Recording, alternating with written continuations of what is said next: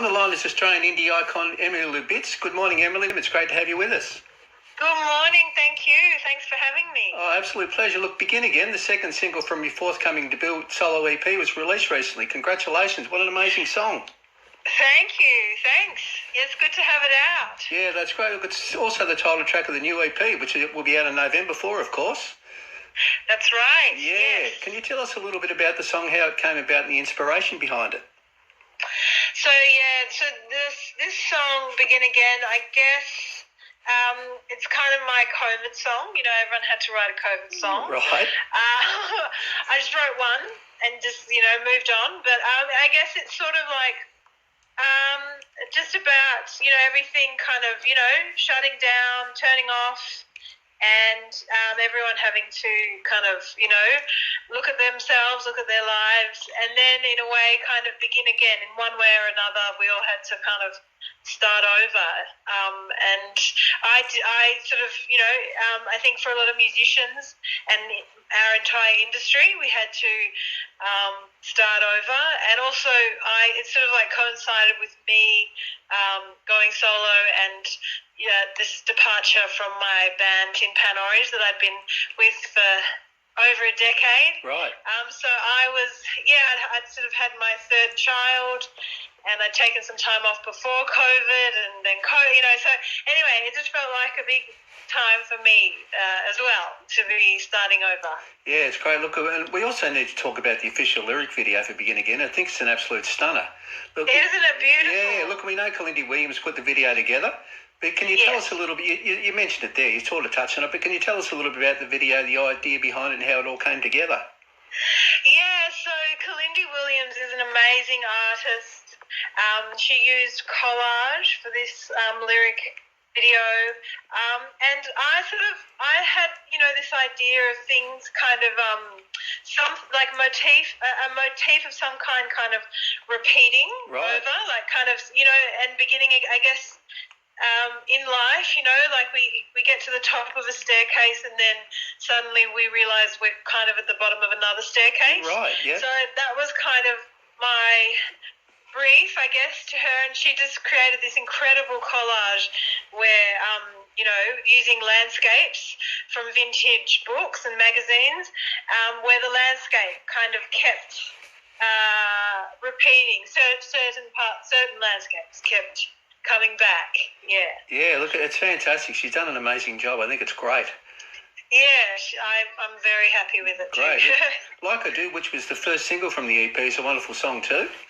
Thank you. Yeah, look, I read somewhere where the song was described, and I'll read this out. It's a story of the everyday uncanny and the gravitational pull of love. I really like that description.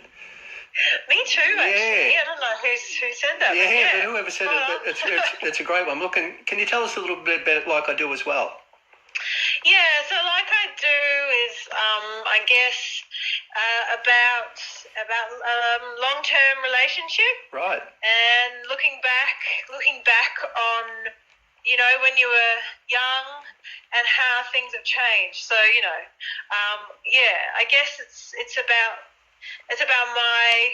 my marriage in a way, but I think a lot of people can relate to that, when you've been with someone for a long time and you sort of look back on, when you were young and crazy, and then where you are now. Yeah, no, it's a great song. Look, the EP itself consists of 5 tracks. Begin Again. Yeah. Look, and I've got to tell you that I'm one of the lucky people who've been given the opportunity to listen to the EP in its entirety prior to its release, so that was great. Great. Yeah, look, and I think the EP is so good that I'm actually finding it hard to nominate a favourite track. Now, thank you. Yeah, look, can I ask whether Emily Lubitz has a favourite track on the EP, or does she just love them all? There's a tough one for you. I do. Begin Again might be my favourite at the moment, but it sort of changes. Yeah. Look, that's pretty much the same as me. I think Begin Again, I love the ending of Begin Again. I think it gets me every time. I think that sort of just edges it for me. Fantastic. Yeah. The end bit, beautiful. It's a bit of a surprise when you first hear it. You think, wow, this is great. Love it. Thank you. No, it's fantastic. With look, and what about some of the other people who contributed in making the EP? Can you tell us a little bit about them? Yeah. So I always have my husband in the studio with me when I do anything. And right. That's Harry Angus. Yep. Harry James Angus, he played bass on the whole EP, which is totally not his instrument, but he's done a great job. He's just clever. He can do anything. Right. So he was on bass, and my drummer is Freya Hooper. Right. Who's a beautiful drummer. Freya actually toured with you, didn't she? And so I guess she'd come on the next tour, yeah. That's right. She tours with me, plays live with me. Right.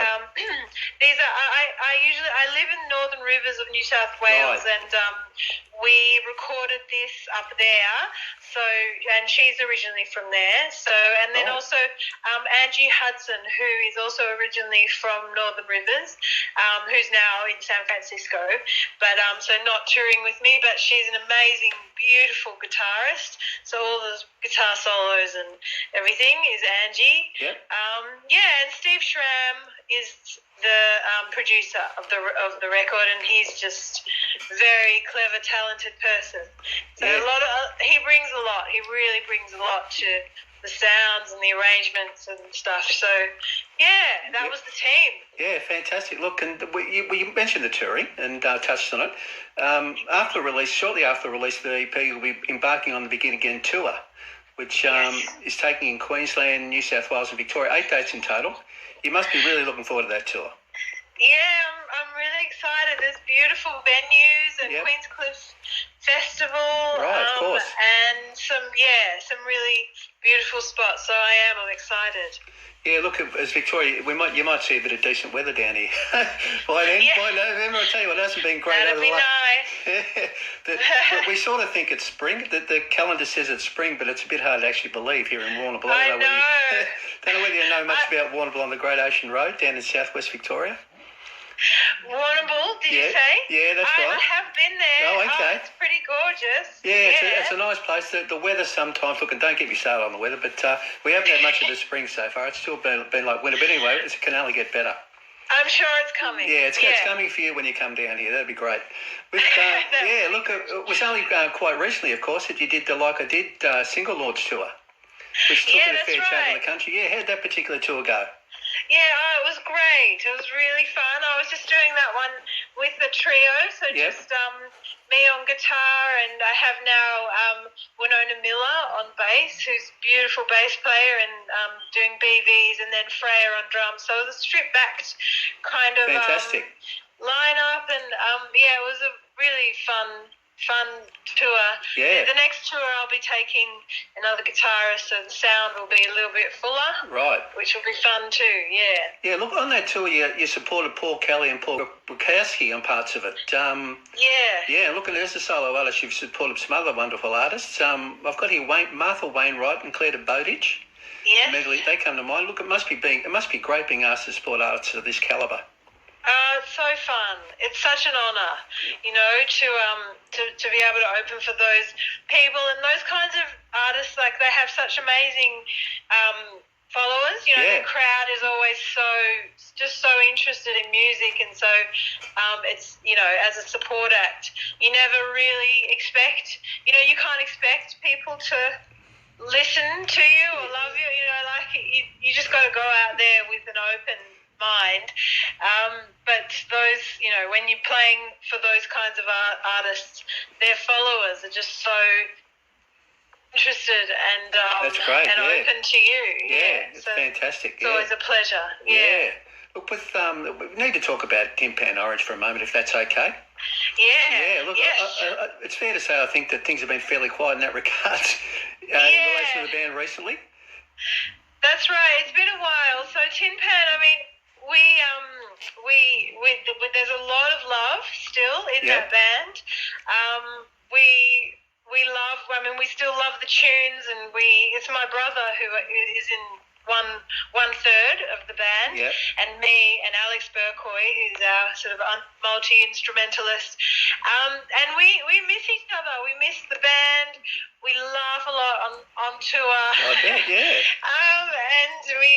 But life kind of just got in the way, So I had my third kid. Yeah. My brother also has 3 children, and he's sort of started booking festivals and doing kind of that side of the industry rather than the playing and the touring side.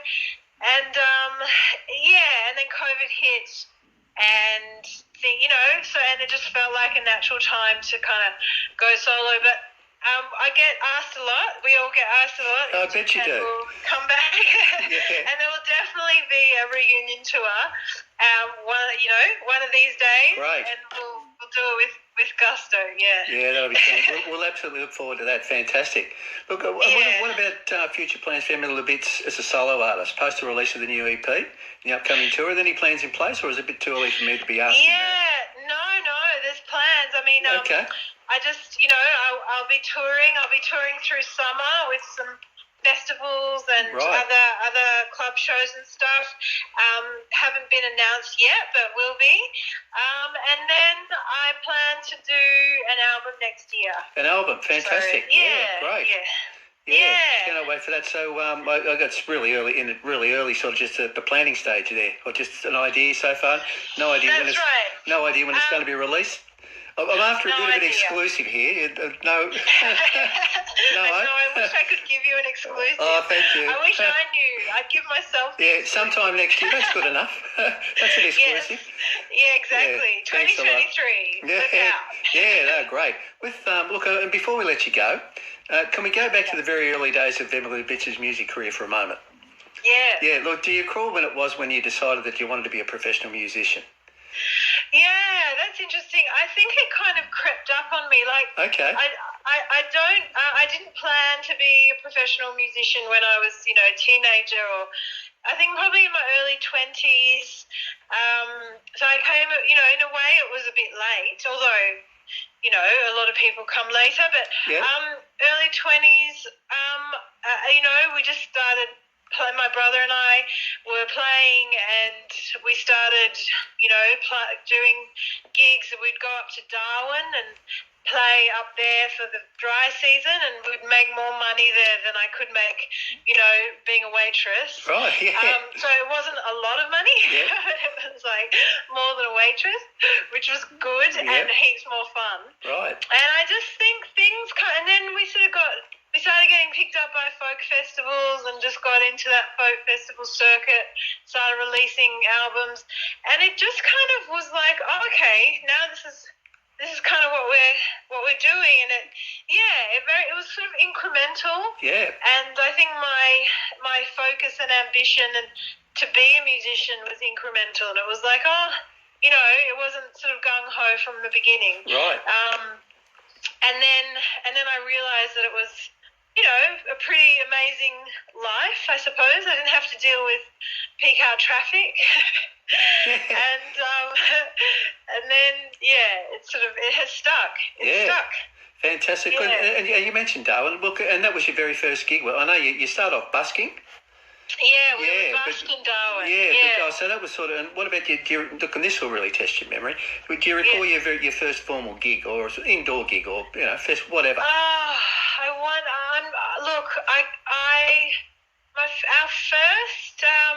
Our first festival would probably have been Woodford Folk Festival, or maybe Fairbridge Festival in WA. And those were the festivals that really kind of propped us up and kept inviting us back, and became little, havens for us. I don't remember my very first gig, but because often they were sort of just a song here or there, like supporting a friend. I thought that'd really test you. I thought it was. Yeah. Actually, I do remember though. We went to WA to play Fairbridge Festival, which is like a maybe 8,000 people folk festival just south of Fremantle, and we played and no one knew us. And the first time we played to 8 people in a tent. By the end of the festival, the tents were full. Like one of those kind of moments where sort of word had spread. Yeah. And then we did a show in Fremantle a few days after the festival, and we were expecting maybe 30, 40 people to come to this free show at this fish restaurant. Right. Anyway, they had quite a big room. And then that night, 600 people came. You're kidding. And it was packed in. Yeah. The police, they called the police. Good. but then you thought, well, we're on our way. That was the beginning, was it? Yeah, I think that was a moment. And what were the police said? They were just crowd control. They just didn't know what to do with That's so many amazing. people. I mean, look, they were folk festival people, you know, like they weren't going to cause too much ruckus. Yeah, to say you made a big impression at the festival, I think is a bit of an understatement. Yes, and we really had just been starting, and so I think moments like that is what sort of propels you. Yeah, so, absolutely. Yeah, people are interested. We should, maybe we can keep going. Yeah, no, that's great. Look, thanks so much, Emily, for joining us today. It's been an absolute pleasure. Thank you for having me. Oh, absolute pleasure. Look, and good luck with the song Begin Again, and also the EP of the same name, which is out on November 4. Cannot wait for that. Can't wait either. Thank you. Look, and the upcoming tour, Begin Again tour, which takes place shortly after the release of the EP. Really looking forward to seeing you. That's right. Yes, awesome. I can't wait to get on the road. Great. Thanks a lot. Thanks so much, Emily. We'll have to talk again soon. Awesome. Thanks so much for having me. That's okay. Bye. All right. See you. ya. Bye. Bye. Bye.